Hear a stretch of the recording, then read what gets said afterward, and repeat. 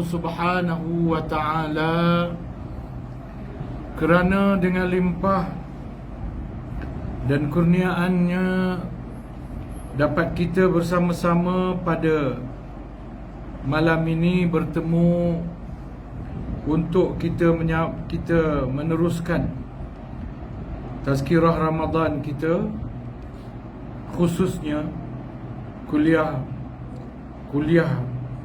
tetap kita amnya ataupun kuliah tetap saya di surau ini, setelah saya menyangkakan, ada ketika saya menyangkakan bahawa mungkin sudah tidak ada pertemuan lagi dengan tuan-tuan di surau ini dan juga dengan yang lain-lain.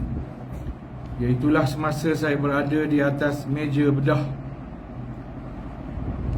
Saya tak ingat, mungkin ujung bulan April yang lalu, setahun lah, bulan April lah kan. Masa tu saya ada risiko yang diberitahu. Ada dua risiko. Yang pertama risiko koma. Koma tu ada dua risiko pula, koma sekejap atau koma lama, tak tahu yang mana. Kemudian risiko yang kedua ialah tak bangun langsung selepas pembedahan.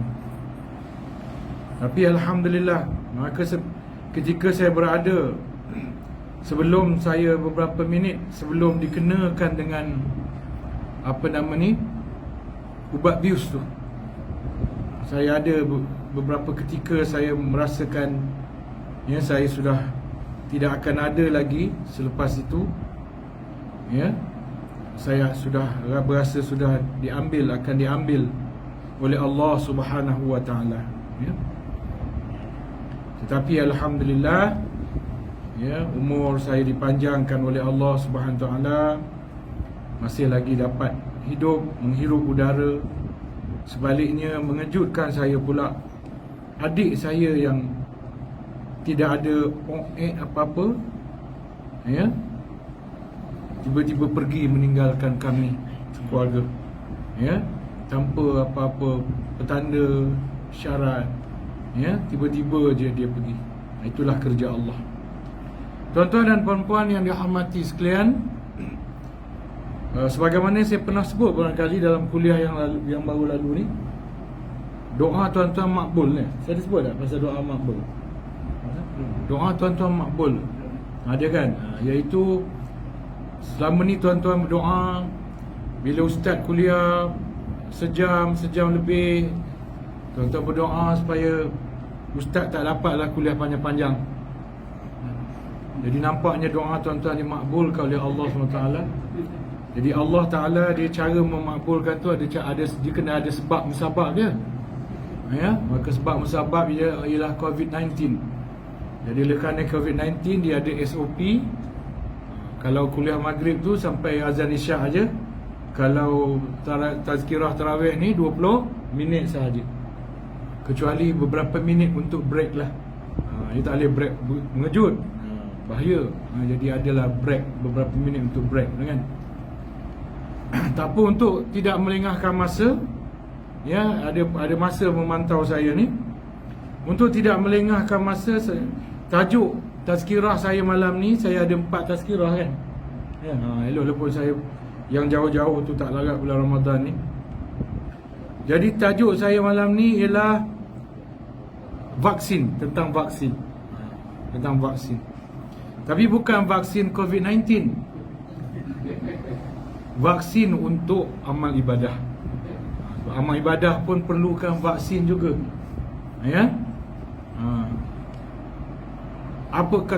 Kenapa amal ibadah perlu vaksin? Apakah virusnya?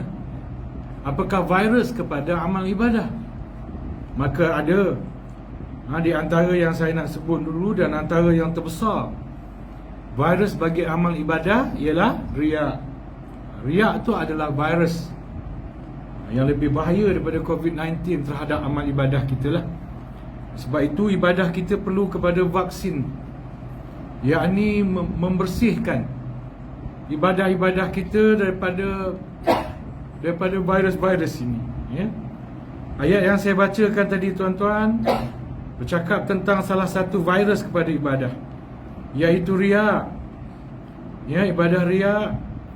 Dia kalau dia bersedekah kerana nak menunjuk-nunjuk, dan akibat daripada dia bersedekah kerana riak menunjuk tu, dia menyebut-nyebut sedekah dia. Dia orang Melayu panggil ungkit. Dia mengungkit-ungkit sedekah dia, sehingga orang yang diberi sedekah itu kecil hati, terasa hati. Dan saya pernah saksikan satu peristiwa di kampung saya. Ada seorang ni, dia susah lah, anak ramai, kemudian dia pun susah, gaji tak banyak, anak ramai. Orang Perak kata berjembik anak dia. Lalu adalah orang ni kesian, belikan baju sekolah, buku sekolah untuk anak orang yang susah ni. Belilah baju sekolah, buku sekolah, daftarkan, bayarkan yuran. Tapi bak kata ayat ni tadi, tuan-tuan, dia ungkit. Dia cerita ke orang tu, dia cerita ke orang ni, dia kata anak si Anu tu kalau tak pasal aku tak sekolah. Pergi sana, anak si Anu tu kalau tak pasal aku tak sekolah. Anak si Anu tu kalau tak aku beli baju dia tak sekolah. Anak si Anu tu kalau tak aku belikan buku dia tak sekolah. Kalau tak aku bayar yuran dia tak sekolah. Akhirnya perkataan ni sampai balik kepada Tuhan punya diri. Sakitnya hati dia, tuan-tuan. Sebab itulah Allah melarang dalam ayat ni mengungkit-ungkit. Sakit hati dia, tuan-tuan. Dia kumpulkan buku-buku sekolah, dia kumpulkan resip sekolah, dia kumpulkan baju-baju sekolah tu. Dia longgok depan rumah dia, tempat orang lalu jalan, tapi jalan kampung lah, bukan tak ada tar apa. Dia longgok semua tu dekat depan rumah dia. Dia curah minyak, dibakarnya. Dibakar. Itu akibat yang mengungkit-ungkit pemberian. Kenapa timbul penyakit mengungkit pemberian ini? Sebab riak. Memberi itu kerana nak menunjuk-nunjuk. Ya? Baik. Sebab itu, tuan-tuan, apakah bahaya riak? Yang pertama, riak ini memang bahaya, tuan-tuan. Dalam dunia kita hari ini, dia sudah cukup bermaharaja lela.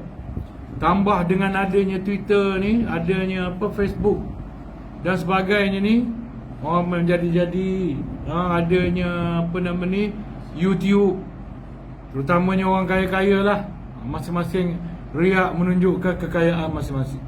Orang ni menunjukkan jamban dia daripada emas, orang ni menunjukkan kolam dia mahal, orang ni menunjukkan bunga dia sekian harga, macam-macam. Riak dah jadi suatu, dah meriah. Zaman kita ni dah meriah. Ya. Kadang-kadang orang biasa pun nak riak juga. Makan nasi bungkus pun tunjuk juga. Tapi tak apalah kalau makan nasi bungkus tu tidak riak lah. Kan, nak riak apa tunjuk makan nasi bungkus. Kan, ya. Sebab tu pandainya media sosial yang ada hari ni, dia menggalakkan kepada penyakit riak ini. Ya. Kemudian penyakit riak juga merupakan dosa besar. Dia tergolong pada perbuatan syirik. Syirik khafi sebutannya, syirik kecil, bukan, syirik tersembunyi. Syirik yang tersembunyi, dan balasannya adalah seksa api neraka. Jadi riak ni bukan boleh main-main. Ya, dia kena bertaubat. Dia tak boleh nak istighfar tak boleh. Riak ni kita kena bertaubat. Riak ini bahayanya juga apa dia? Dia boleh menimpa kepada sesiapa sahaja. Riak ni bukannya satu keburukan yang menimpa orang jahat je, orang tak baik je. Orang baik pun kena. Memang terutamanya orang baik lah. Riak ni memanglah penyakit orang-orang baik. Dia bukan penyakit orang malas semayang. Riak ni adalah penyakit orang rajin semayang. Kan? Dia rajin beribadat, rajin bersedekah. Riak ni bukan penyakit orang yang tak nak bersedekah. Dia tak nak bersedekah, dia kedekut, dia riak buat apa? Mana ada orang riak menunjuk-nunjuk yang dia kedekut? Kan tak ada. Riak ni dia penyakit orang baik-baik. Dia penyakit orang yang berbuat baik, bersedekah, beribadat dan sebagainya. Okey? Ada satu hadis daripada Abu Hurairah, riwayatkan oleh Imam Muslim, mengabarkan bahawa golongan yang pertama kali dihisap adalah yang mati syahid, mempelajari dan mengajarkan ilmu dan bersedekah. Ya, mana golongan yang pertama kali dihisap, awal-awal dihisap, orang yang mati syahid, orang yang belajar ilmu, mengajarkan ilmu dan bersedekah. Tetapi ketiga-tiga, keempat-empat golongan ini Allah lempar ke dalam api neraka. Sebab apa? Sebab tak ikhlas, sebab riak, nunjuk. Dia syahid yang bahaya tu. Rupanya dia mati syahid sebab tu dia nak tunjuk dia berani, supaya orang puji dia berani. Bila aku mati nanti orang akan puji aku selepas mati. Beraninya aku. Habis ya, dia dilempar dalam api neraka, wa'iyazbillah. Ya. Begitu juga belajar. Dia belajar tu bukan pasal apa, nak tunjuk riak, supaya aku nak tunjuk aku ni banyak ilmu. Dia mengajar pun pasal apa, nak tunjuk riak juga. Dia pandai mengajar, pandai bercakap, pandai tarik perhatian orang. Aku ni pandai bercakap, orang suka, kan? Itu wa'iyazbillah. Dan bersedekah. Lalulah bersedekah ni lagi bahayalah. Ya, sebab itu berhati-hati. Kemudian riak menghapuskan amalan yang dikerjakan. Memanglah ibadat kita terhapus sia-sia, tak ada pahala, malah boleh menyebabkan dosa dan masuk neraka kerana riak. Pada hari kiamat nanti, riak juga, orang yang riak juga akan dimalukan di hadapan seluruh makhluk. Kenapa malu? Bila Allah tak nak terima amal ibadah dia. Tengok melonggok, amal ibadah dia banyak melonggok, tapi Allah tolak. Allah isytiharkan, Allah tolak. Sebab amal ibadah yang melonggok itu bukan kerana Allah. Malu di padang mahsyar. Ya, riak lebih bahaya daripada fitnah. Ya, lebih bahaya daripada fitnah. Dan dia sebab apa? Dia menghalang daripada taufik dan hidayah Allah SWT. Orang yang riak ni, dia terhalang daripada taufik dan hidayah. Sebab apa? Sebab kita buat ibadah ni adalah daripada taufik. Kita sampai jadi buat ibadah ni, sampai bersedekah, sampai jadi berderma, sampai jadi semayang, sampai jadi tahajud, pasal dapat hidayah dan taufik. Tapi kita rosakkan hidayah dan taufik itu dengan riak. Jadi maknanya rosak. Kita merosakkan hidayah dan taufik yang dikurniakan oleh Allah SWT. Riak menimbulkan kesempitan dalam hidup. Jadi susah. Sebab nak menunjuk-nunjuk kan, duit tak ada, hutang banyak. Nak menunjuk kereta mahal, padahal tak mampu, pakai juga mahal. Nak menunjuk mampu pakai mesin basuh mahal, pakai. Nak menunjuk mampu pakai gelang emas hantian belian, mahal, pakai. Akhir pengujungnya duit tak ada. Pengujungnya suami dia walaupun gaji beribu-ribu, tapi bila tolak-tolak tinggal RM6.40 je setiap bulan. RM6.40. Itu yang suami dia senyap-senyap pergi daerah lain, kerja dekat stesen minyak, isi pam minyak. Sebab apa? Duit gaji habis dah. Makan minum pakai duit pam minyak. Sebab apa? Riak, nak menunjuk. Habis duit sebab nak menunjuk-nunjuk. Ya? Dan riak juga menyebabkan jiwa kita gelisah, tak tenang. Selagi kita tak dapat menunjuk kelebihan kita, tak tenang, tak tidur kita. Selagi kita tak dipuji orang, tak tidur kita. Suami tanya, ngapa kau tak tidur? Tak boleh lah bang, apa nama ni, saya buat kuih bahulu tu sebab tahun lepas orang puji bahulu Cik Temah. Saya buat bahulu lebih sedap daripada Cik Temah. Tapi tadi orang datang, orang tak puji pun bahulu saya. Dia tak tidur dia sebab orang tak puji bahulu dia. Kan, seksanya hidup ya. Hilangnya wibawa dan karisma diri di hadapan orang lain. Orang riak ni, wibawa dia akan hilang tuan-tuan. Dia akan dihina oleh Allah. Sebagaimana Allah telah menyebut, wa may yuhinillahu fama lahu min mukrim. Siapa yang Allah nak hina dia, maka tak ada siapa yang dapat memuliakan dia. Antara orang yang Allah nak hina siapa? Orang yang riak. Orang yang ada sifat riak ni, satu hari dia akan jatuh hina. Satu hari dia akan jatuh hina. Sebab itu janji Allah Subhanahu wa taala. Kemudian orang yang riak juga, dia tak ada, bila dia buat kerja, dia tak ada profesionalisme dah. Dia tak ada profesionalisme. Sebab apa? Dia buat benda tu, dia nak menunjuk. Dia nak menunjuk-nunjuk. Jadi profesionalisme dia hilang. Kerana terlalu nak menunjuk, akhirnya dia rosakkan pekerjaan dia yang sebenarnya. Dia merosakkan pekerjaan dia yang sebenarnya. Terjebak dalam sikap sombong yang hanya akan menyulitkan diri sendiri. Orang riak juga dia akan sampai kepada suatu sifat buruk yang lain, iaitu sombong. Dia menunjuk sampai pada satu tahap sombong. Sombong. Ni tuan-tuan. Ya. Kemudian riak boleh menghilangkan keimanan. Yalah, dah dia syirik khafi. Dah kita beramal bukan kerana Allah, beramal kerana untuk orang lain, nak tunjuk orang, mana tak hilangnya iman kita. Boleh hilang iman kita tuan-tuan. Dan riak menimbulkan kesengsaraan. Ini sama macam tadilah, sebab nak menunjuk-nunjuk, hidup susah, duit tak cukup. Dan akhirnya riak akan menyebabkan kita mendapat seksa di hari akhirat kelak. Dapat seksa di akhirat. Baik. Apakah tanda-tanda riak tuan-tuan? Apa tanda-tanda riak? Tanda-tanda riak itu ada 4. Satu kumpulan 2, satu kumpulan lagi 2. Jadi 4 lah semua. Tanda riak yang pertama iaitu malas jika dia sendirian. Kalau dia seorang-seorang, dia malas. Kalau dia seorang-seorang, dia tak semayang. Kan? Tapi kalau masa tu ada kenduri kendara, saudara mara, dia beradik, sepupu, sepapat ada, semayang dia. Kalau dia seorang-seorang kat rumah, semayang laju-laju je, semayang patuk ayam je. Tapi dalam kenduri kendara ada sepupu, sepipit, semayang bukan main lama lagi sujudnya, bukan main lama lagi rokoknya. Bukan? Sampai bukan saja hitam dahi dia, lutut dia pun hitam juga. Lama dia duduk 2 sujud tu kan, umpamanya. Ini tuan-tuan. Jadi maknanya ada apa? Dia malas. Yang pertama, dia malas jika dia sendirian. Bila orang tak nampak, dia malas. Itu tanda tu. Tapi bila orang nampak, dia rajin. Jadi rajin. Bila orang tak nampak, dia semayang lebih kurang je. Tapi bila orang nampak, dia semayang betul-betul. Dia membetulkan takbiratul ihramnya, membetulkan rokoknya, membetulkan sujudnya. Kemudian tanda riak juga tuan-tuan ialah apa dia? Dia menambahkan amal jika dipuji. Dia sedekah. Kat surau ni, surau A, surau B. Orang surau A pujilah dia, puji dia, lambung puji. Orang surau B tu terlupa puji kot.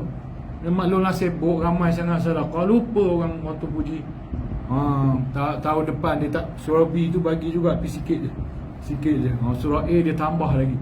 Peruntukan derma surau B tu, dia ambil, dia tambah ke surah A. Tanda riak tu tuan-tuan. Bila apa yang kita buat tidak dipuji, kita berhenti buat. Ataupun kita buat acuh tak acuh je. Ubah sikap kita. Macam kita menolong lah. Macam kita menolong. Kita tolong adik kita misalnya. Kita tolong dia tolong dia apa? Cuci rumah. Ataupun tolong dia berniaga. Hari-hari cuti kita datang tolong adik kita berniaga kat kedai. Tiba-tiba adik kita ni terlupalah kot nak ucap terima kasih. Terlupa dia tuan-tuan. Lepas tu dia pun kalau datang tolong pun tak datang kan, nampak sangat. Datang jugalah. Tapi malam-malam tolong. Aku tolong rajin-rajin pun bukan dapat puji pun. Gitu. Jadi itu tanda riak tu tuan-tuan. Hati-hati. Tanda riak yang keempat ialah dia lawan yang tadi. Dia kurangkan ibadat dia. Dia kurangkan kualiti ibadat, dia kurangkan kuantiti ibadat. Bila dia dicela, dia tidak dipuji, sebaliknya dicela dengan amal ibadat dia. Bila dia dikritik, bila dia dipertikai, dia tak nak tolong dah, dia tak nak buat dah. Kalau tidak rajin, dia picit. Picit ayah dia, picit mak dia. Tiba-tiba mak ayah dia bukan saja tak ucap terima kasih, marah pula tu. Kau ni picit lembik tak rasa apa. Lepas tu dia malas picit dah sebab dah kena marah. Bukannya dia nak perbetulkan cara picit. Dia malas dah picit mak lah. Lantaklah mak sakit pun sakit lah. Ini orang bermasalah. Dan itu juga tanda-tanda riak tuan-tuan. Sebab tu dalam hubungan ini tuan-tuan, kita kena belajar. Belajar apa tuan-tuan? Kita kena belajar daripada seorang pengembala kambing. Kenapa pula kita kena belajar riak dan keikhlasan daripada pengembala kambing? Sebabnya gini. Katalah orang ni dia gembala kambing. Dia bawa kambing dia masuk hutan. Atau pergi padang-padang yang jauh daripada manusia lah. Tak ada orang kat padang tu. Waktu sampai waktu solat, dia pun solat.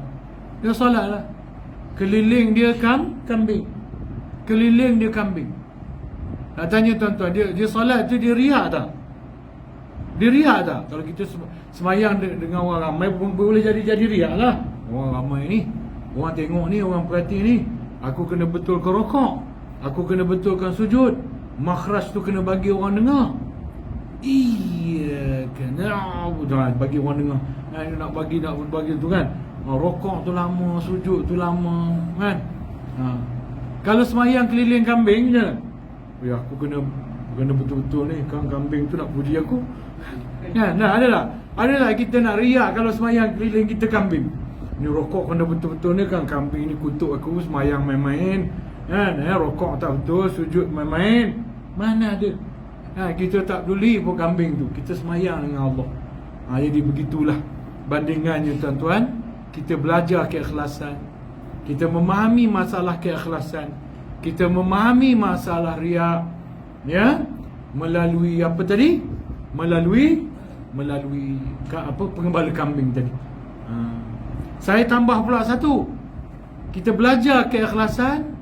Kan antara ikhlas dan tidak riak ialah kita bila buat baik, kita tak sebut-sebut kebaikan kita.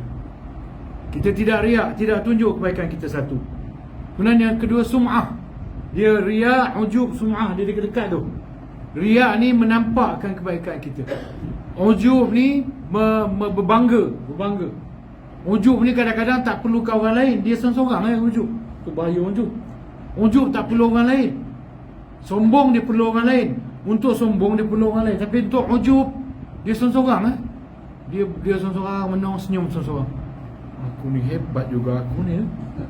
Hebat aku boleh semayang 20 rakaat tarawih tadi. Si jiran sebelah pun balik 8 balik. Dia tak tahu jiran tu balik, dia sambung juga jadi 20. Dan dia sambung lebih lama lagi semayang dia. Kan? Rakaat dia lama, setiap rakaat tu lama. Dia baca satu muka surat Quran setiap rakaat dia sambung kat rumah tu. Dia ujub ni sendiri-sendiri boleh. Kemudian dia ada riak, kemudian ada sum'ah. Sum'ah ni apa tuan-tuan? Sum'ah ni memperdengarkan. Dia dengarkan. Cari jalan macam mana nak beritahu yang dia puasa. Kalau puasa wajib tak apalah, puasa sunat. Ataupun dia puasa, dia tidak sahur. Dia nak tunjuk yang dia tak sahur. Dia nak tunjuk dia tak sahur. Okay, dia sebenarnya tak lemah, tapi dia buat-buat lemah. Angkat barang perlahan lemah. Tujuan dia apa tu? Tujuan dia nak kawan dia tanya, asal hang ni? Pasal apa lemah, tak larat, nampak pahat. Tak tahulah. Dia cerdik, dia tak berani nak sum'ah terus terang. Dia cuma menggalakkan je. Nak cakap pun susah. Hang tak sahur ke semalam? Itulah tak sahur. Kuat hang nak puasa tak sahur. Dia tunggu benda tu, dia tunggu orang puji kuat hang puasa tak sahur. Kalau puasa sunat dia tu, tunjuk dia. Waktu orang pergi makan, dia tak pergi makan. Orang tak perasan lagi. Orang tak perasan lagi. Orang ingatkan dia bawa bekal kan. Jadi dia pun buatlah. Dia pun pergi, sebelum orang datang balik pejabat, dia ambil kain, dia lap kat bibir dia, kasih kering. Dia lap kasih kering bibir dia. Waktu dia layarkan api dekat bibir dia, bagi nampak kering kan. Orang pun tanya, bibir hang nampak kering lah, hang puasa ke? Dia nak orang tanya dia, puasa ke? Jadi bolehlah dia beritahu dia puasa. Ini sum'ah namanya tuan-tuan. Ini namanya sum'ah. Jadi kita kena, kita kena jaga. Ya, kita kena jaga daripada sum'ah ni. Salah satu contoh apa tadi? Kalau tadi contoh kita ni penutup sebab dah 24 minit dah. Penutup kita apa? Kalau tadi kita belajar keikhlasan daripada pengembala kambing, sekarang ni kita belajar pula keikhlasan daripada siapa? Daripada orang berak kat tepi sungai. Tepi sungai. Kenapa mesti tepi sungai? Dalam tandas tak boleh. Tak boleh, dalam tandas tak jadi. Mesti berak tepi sungai juga. Dekat Lombong pun tak jadi, mesti tepi sungai juga. Sebab apa? Dia nak hanyut tu. Kalau Lombong dia tak hanyut. Jadi kalau kat rumah lagi dalam mangkuk tu langsung tak hanyut. Selagi tak flush dia belonggok je situ kan. Jadi kita nak sungai tu. Sebab apa? Orang zaman dulu kan, dia cari pokok yang dahan dia atas sungai. Kan dia pun bertenggung, dia selak kain, kelepu. Dengar bunyi barang itulah jatuh kelepu kan. Hanyut. Dia nak tanya tuan-tuan, ada tak orang yang berak ni dia tengok tahi dia? Tengok. Mana tahi aku pergi Allah, kesian, mana lah pergi tahi aku tu, manalah sampainya tu, kan? Ada tak? Ada tak orang berak tu dia mengenang tahi dia, ada tak? Tak ada tu lah. Kalau ada tu, itu kena something wrong tu, kena banyak-banyak berzikir, berselawat, kan? Tak ada orang yang dia berak dia kenang tahi dia, tak ada. Dia dah berak tu dia lupa dah. Jadi begitulah kita dengan ibadat sebenarnya. Bila kita dah buat ibadat, jangan ingat dah, jangan lupa, jangan kenang dah, jangan ungkit dah. Kita lupa dah. Bila kita beribadah, buat baik, bersedekah, menolong orang, jangan ingat dah. Lupa, tak usah ingat. Kecuali orang buat kebaikan pada kita ingat. Kita ingat. Tapi kalau kita buat baik pada orang, jangan ingat dah. Ya, orang buat baik pada kita ingat, itu kepujian. Itu terpuji. InsyaAllah macam Nazri yang lori buat lori tu. InsyaAllah sampai mati saya ingat tuan-tuan. Dah 2 kali saya pindah lori dia lah. Ya, awak antara yang tolong bawa kan, awak tu ingat saya insyaAllah sampai mati ingat tuan-tuan. Masa saya jatuh 20 tahun yang lalu, saya jatuh, lutut saya pecah. Saya perlukan 6 bulan lah kan untuk berjalan balik kan. Jadi saya dah balik rumah lah. Beberapa bulan tuan-tuan, saya pergi ceramah. Kalau siang kuliah Zohor, saya pergi ceramah dengan teksi. Kawan saya dia pemandu teksi. Dia bila tengah hari je dia datang rumah saya ambil, bawa pergi pejabat. Kadang-kadang dia duduk dengan kuliah sama, solat sama. Kadang-kadang dia tengah terdesak duit, dia akan, masa saya ceramah tu dia pergi cari passenger. Kalau nak Zohor kan dia datang balik semayang, bawa balik. Malam pula ada Haji, itu namanya Syamsuddin nama dia. Dia ni sekarang kalau tak salah saya timbalan yang di Pertua Batu. Kalau dia bekas YD yang di Pertua Batu. Sekarang ni mungkin timbalan yang di Pertua ataupun yang di Pertua Batu, saya tak ingat sangat. Ya, sekitar itulah.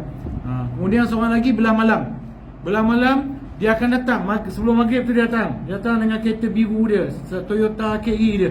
Datang ambil saya, angkat kursi roda, angkat saya masuk kereta.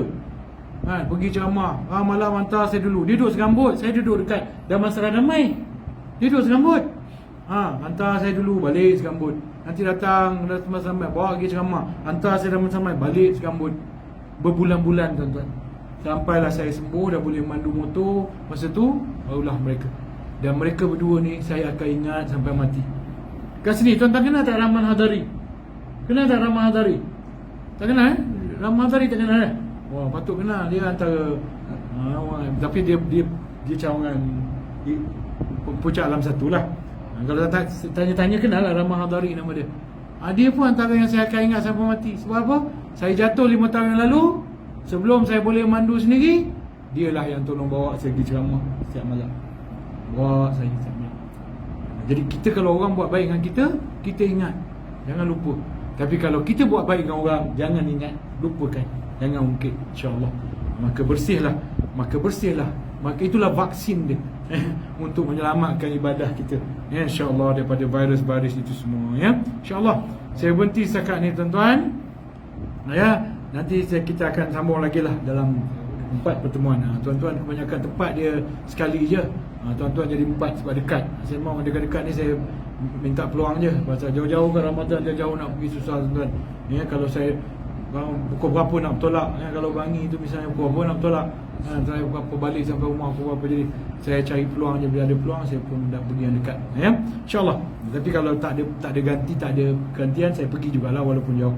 Jadi untuk malam ni saya berhenti setakat itu saja. Moga-moga kita semua diberkati oleh Allah SWT dengan usaha kita untuk menambah ilmu kita daripada masa ke masa. Kita berdoalah pada Allah. Ya Allah.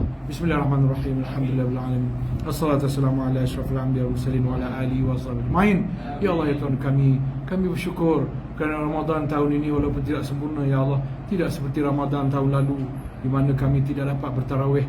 Dan aku secara khususnya, ya Allah, yang mengempali doa ini, terbaring di hospital sepanjang bulan Ramadan tahun lepas, tidak dapat berbuat apa-apa kerana keuzuran yang kau sendiri memaklumi, wahai Allah. Itu juga rakan-rakan yang lain tidak dapat bertarawih tidak dapat bertarawih sedikit pun kecuali di rumah masing-masing. Alhamdulillah tahun ini kami dapat bertarawih, dapat bertazkirah, dapatlah meraihkan bulan Ramadan persis seperti Ramadan sebelum COVID-19, walaupun tak sempurna ya Allah. Sebab tu kami mohon berkat bulan Ramadan ini ya Allah, kau jauhkanlah, kau bersihkanlah kami semua di Malaysia ini, khususnya di dunia amnya, daripada penyakit COVID-19 ini, supaya kami kembali pulang pada cara hidup yang lama, supaya kami dapat meneruskan ibadah perjuangan hidup kami kepada ya Allah. Wa sallallahu alaihi Muhammadin wa ala alihi wasallam. Walhamdulillahirabbil alamin. Taqabbalallahu minkum inna minkum taqabbal ya karim. Sekian.